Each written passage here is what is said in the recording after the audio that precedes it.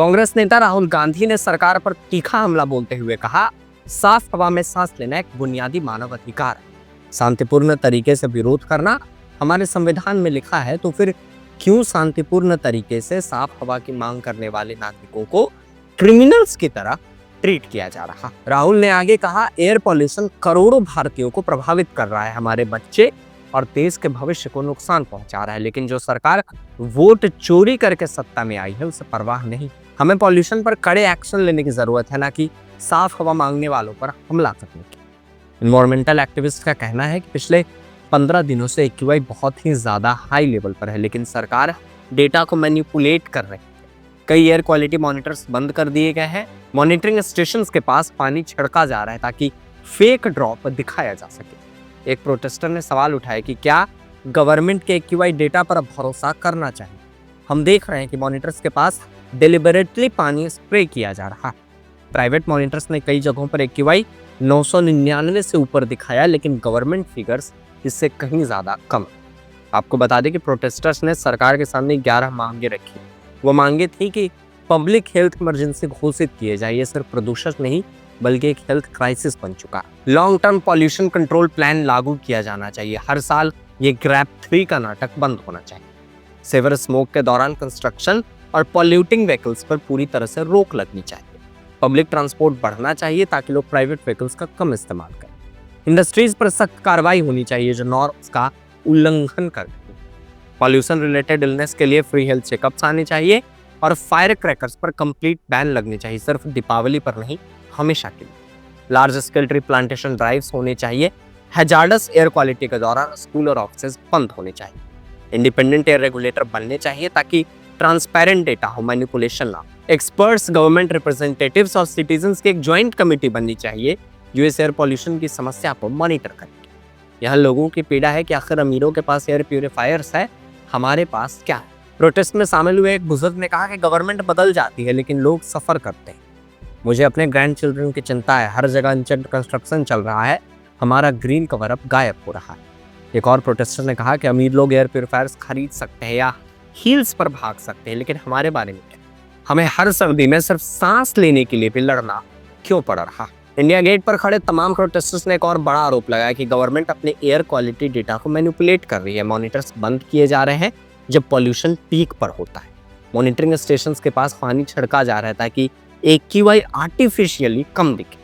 Private monitors और government के data में भारी अंतर है, जैसा कि हमने आपको पहले भी बताया।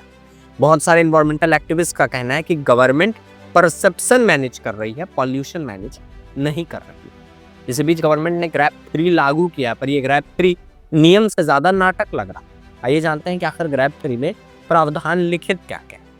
ग्रैप 3 में देखें तो सभी नॉन एसेंशियल कंस्ट्रक्शन और डिमोलिशन एक्टिविटीज पर रोक लगनी चाहिए। BS3 पेट्रोल और BS4 डीजल व्हीकल्स पर प्रतिबंध लगने हैं। Stone crushers, hot mix plants, mining operations बंद होने हैं। डस्ट कंट्रोल मेजर्स जैसे वाटर स्प्रिंकलिंग, रोड स्वीपिंग और स्मॉग गन्स का इस्तेमाल होना है, लेकिन असलियत इससे बिल्कुल अलग है। गुरुग्राम में रेडीमिक्स कंक्रीट यानी RMC प्लांट्स खुले हैं और धूल उड़ा रहे हैं। नोएडा में कंस्ट्रक्शन साइट्स खुलकर चल रहे हैं, कोई डस्ट कंट्रोल नहीं।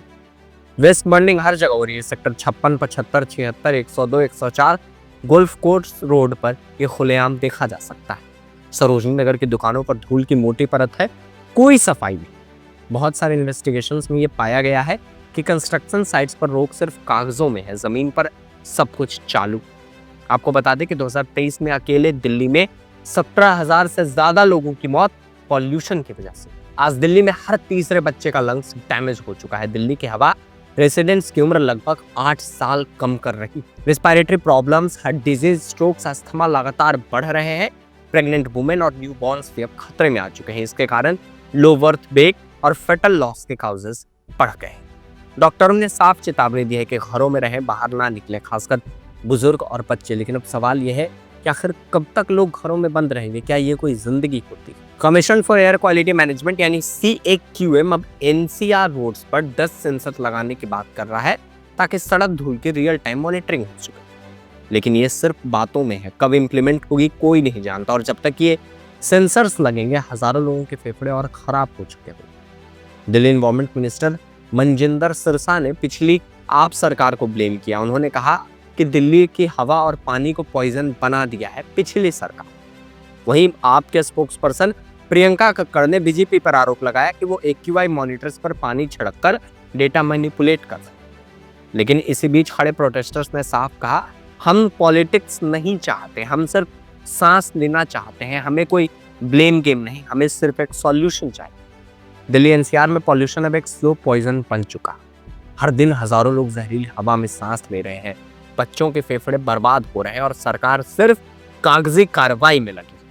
ग्रैब 3 के सख्ते सिर्फ दिखावा बन चुके हैं, ग्राउंड पर कोई इन्फोर्समेंट नहीं है। कंस्ट्रक्शन चालू है, व्हीकल्स चालू है, वेस्ट बर्निंग चालू है, सब कुछ वैसा ही चल रहा। और इसी बीच जब लोग अपना हक मांगने के लिए सड़कों पर उतरते हैं तो पुलिस उन्हें क्रिमिनल्स की तरह ट्रीट करती है। डिटेंशन, FIR, मिडनाइट तक लॉकअप में रखा जाता है।